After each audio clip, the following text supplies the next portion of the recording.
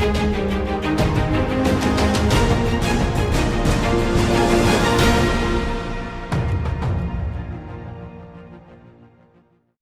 байцгаана уу та бүхэнд энэ өдрийн мэндийг хүргэе. Та бүхэнд олон улсын амьдрал бас үйл явдлыг тоомлон хүргэе.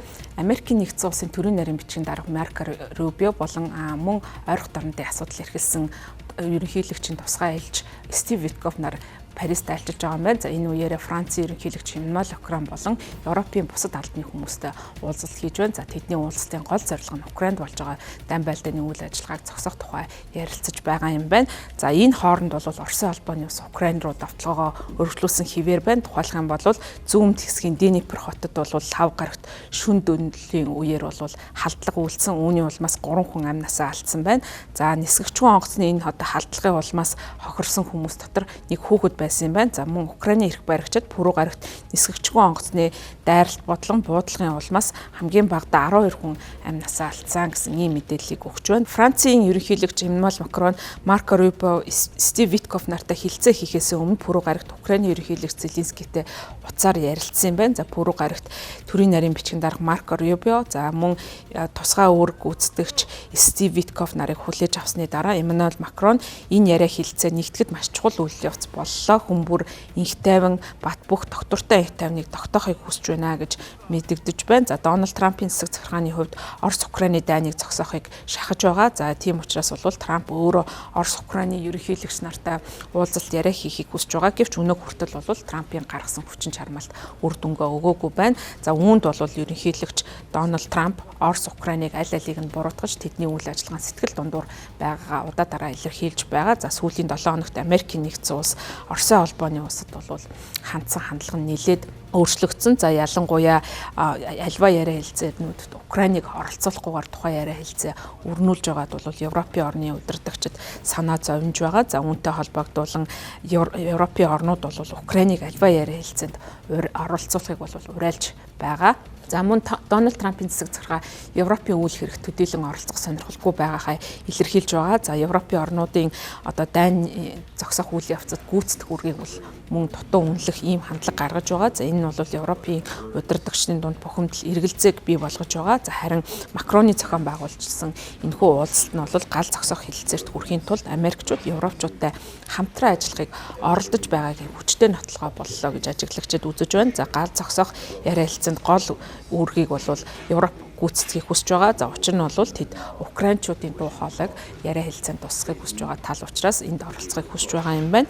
За энэ удаагийн уулзалтын гадна Украины батлан хамгаалахын болон гадаад хэргийн сайд ерөнхийлөгч Владимир Зеленскийгийн тамгын газрын дарга нар бол бас Парист хүрэлцэн ирсэн байгаа юм байна. За тэд Америкийн нэгдсэн улс болон Европын холбооны төлөөлөгчтэй яриа хэлцээ хийхээр инхүү ирсэн байгаа юм байна. За Макроны гадаад бодлогын зөвлөх Эммануэль Боно болон Их Британи, Германы гадаад бодлогын зөвлөхүүд Зеленскийгийн тамгын газрын дарга Андрей Ермактай уулзаж гал зогсоох болон аюулгүй байдлын баталгааны талаар бас ярилцсан байгаа юм байна. За сүүлийн үед бол гал зогсоох хэлэлцээтэй холбоотой асуудлууд их үүсч байгаа. За Дональд Трампын хувьд бол анхлан гал зогсоох гэрээг бол 3 дугаар сарын 10-ны өдөр нийтлсэн гал зогсоох саналдаа бол тусгасан байсан. За үүнийг нь бол Украин улс хүлээн зөвшөөрсөн. За харин энэ одоо гал зогсоох төлөвлөгөөний хариуд Оросын албаны улс бол 3 сарын 18-нд эрчим хүчний байгууламжинд халдахгүй байх гэсэн ийм санал гаргасан. За ингэснээр бол Америкийн нэгдсэн улс одоогийн байдлаар хоёр талдаа тус тусад нь гал зогсоох гэрээ байгуулад байгаа. За өнгөрсөн 7 хоногт энэхүү гал зогсоох хэлэлцээртэй холбогдуулан Украины жанжин штабаас өнөөдөр Америкийн нэгдсэн улс Оросын холбооны улсын талын санал болгосон гал зогсоох хэлэлцээрийг бүрэн болцлоггүйгээр хүлээн авахаас татгалцснаас хойш яг 1 сарын хугацаа болж байна. За өнгөрсөн 7 хоногт Украины жанжин штабаас өнөөдөр Оросын холбооны улс Америкийн талын санал болгосон гал зогсоох хэлэлцээрийг бүрэн болцлоггүйгээр хүлээн авахаас татгалцснаас хойш яг 1 сарын хугацаа болж байна. За энэ хугацаанд Оросын холбооны улс 5124 удаа хуурай замын дайралт хийснээс 300 гаруй нь Украины Донецк мужийн Покровск, Дорецк, Лайман зэрэг хотрууд руу давталсан давталгаа байлаа гэж үзэж байна. За харин Кремлийн хэвлэлийн төлөөлөгч Дмитрий Песков мигмар гарах сэтгүүлчид хандаж хэлэхдээ Украины зэсэг түвчин за энэ одоо гал түр зогсоох гэрээг бол мөрдөхгүй байгаа гэж мэдэгдэж байгаа. За Украины нисэх онгоцууд мигмар гарагт Брянскийн дах цахилгаан эрчим хүчний дэд станц болон өндөр хүчлийн шугам за Украины Херсон хотын Уралын Оросд эслэгдсэн хэсгийн цахилгааны дэд дистанц Курск дэх нам даралтын 2-хийн хоолойг бол онилж товтлогоо хийсэн гэж хэлж байгаа. За мөн Москвагаас зүүн тийш 260 км, Украины хилээс 500 км-ийн зайтай Иваново мужийн Шуя хотын ойролцоо бол 7 нисгчгүй онгоцыг 5 гарагт Оросын тал буудаж унгаасан гэж Оросын хүчнийхэн мэдэгдэж байгаа. За Оросын холбооны улсын хэд хэдэн бүс нутагт нийтдээ 26 удаа нисгчгүй онгоцоор давталж байсныг нь одоо устгаж аюулгүй болгосон гэж Оросын тал мэдэгдэж байгаа. За өөрөөр хэлбэл одоо энэ байгуулагдсан талуудын санал болгоцсон гал зогсох тохиролцооны хугацаа бол өнөөдрөөр инхүү одоо ингээд дуусах төлөвтэй байна. Гэсэн ч хэдий ч бол талууд ямар нэгэн дөрвтэй ахиц гаргаж чадаагүй байна. За гонц одоо өөрчлөлт гарч байгаа нь бол Зеленскийн бодлогод гарсан өөрчлөлт байгаа. За Зеленский бол өмнө нь өрөндийн орнуудын тусламж нэмдэг хандивт бол ихээхэн найддаг байсан бол үүний оронд бол шинэ бодлого тодорхойсон. За ингэхдээ бол Америкийн нэгдсэн улсын агаарын тавталгаанаас хамгаалах Patriot системээс 10-ыг одоо худалдан авах саналыг гаргасан. За үүнийг бол хандивар биш харин өөрсдөө худалдан авах юм саналыг гаргаж байгаа нь бас бодлогот нь гарсан өөрчлөлтийг бол харуулж байгаа. За энэ хооронд бол Америкийн нэгдсэн улс, Оросын холбооны улсууд 4-р сарын 10-нд бол Стамбул хотноо элчин сайдын яамдынхаа үйл ажиллагааг хэвийн болгох яриа хэлцээ хийсэн. За энэ үеэр бол тодорхой ахиц дэвшил гарч байсан. За харин энэ үеэр бас мөн Оросын холбооны улс өөрийн эсрэг авах одоо авсан байгаа 20 гаруй хэмжээнүүдийг цуцлуулах ийм орлогыг хийсэн байна. За тухайлах юм бол Оросын холбооны улсын Аэрофлотыг Америкийн нэгдсэн улс руу нислэг үйлдвэрийг нь хоригдсон хоргийг цуцлах, дипломат ажилтнуудаа гадагшаа чөлөөтэй зорчдог болгох, за мөн Оросын банкудад тавьсан хоригийг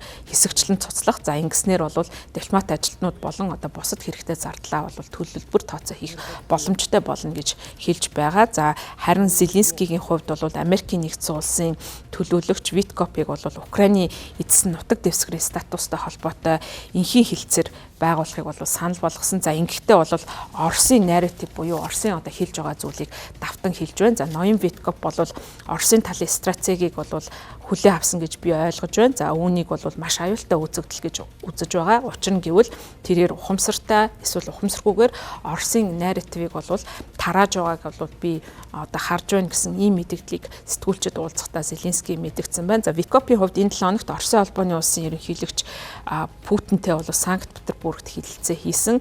За үүний дараа бол үргэлжийн их тайван авчирхад Оросын холбооны улс нээлттэй байна гэсэн ийм мэдээллийг хийсэн байгаа. За түүний хувьд бол Дональд Трампыг ерөнхийлөгч босноос хойш бол 3 дахь удаага Оросын талтай уулзалт хийсэн байна.